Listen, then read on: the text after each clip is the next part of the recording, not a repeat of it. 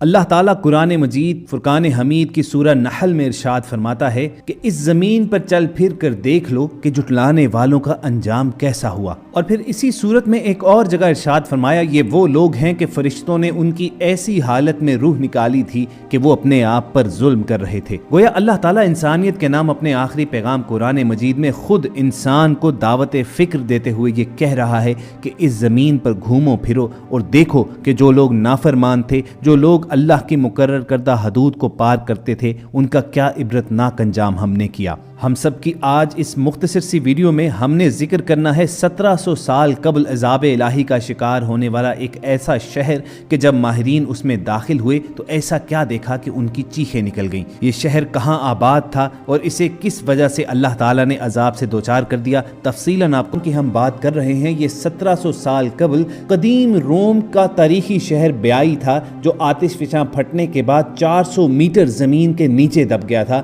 جسے اب آ کر ماہرین آثار قدیمہ نے دریافت کر لیا ہے اور اس کے متعلق ایسے انکشافات کیے ہیں کہ ہر دیکھنے اور سننے والا خدا کے قہر سے ڈرے گا۔ یہ شہر اٹلی کے مغربی ساحل پر موجود تھا اور ماہرین کا ماننا ہے کہ قدیم روم میں عیش و عشرت اور بدکاریوں کا گڑھ تھا۔ دور دراز سے لوگ اس شہر میں عیاشی اور بدکاریاں کرنے کے لیے آیا کرتے تھے۔ ماہرین کے مطابق 1700 سال قبل اس علاقے میں موجود آتش فشاں پھٹا اور زمین 400 میٹر اندر گھس گئی، جس سے سمندر کا پانی آگے بڑھا اور اس پورے شہر میں دھنسنے والے علاقے کو اپنے اندر غرق کر دیا۔ غوطہ خوروں کی ایک ٹیم خلیج آف نیپلز میں سمندر کی تہہ میں موجود اس شہر تک گئی اور وہاں سے کچھ تصاویر اور ویڈیوز بنا کر لائی ہے۔ ان میں دیکھا جا سکتا ہے کہ شہر میں لگے متعدد مجسمے آج بھی صحیح سلامت موجود ہیں، جن میں ایک برہنہ خاتون کا مجسمہ بھی شامل ہے۔ تصاویر بنانے والی ٹیم کے رکن کا کہنا تھا کہ اس شہر کی سڑکیں، دیواریں اور عالیشان عمارتوں کے فرش اور دیگر چیزیں آج بھی حیران کن طور پر بہترین حالت میں موجود ہیں،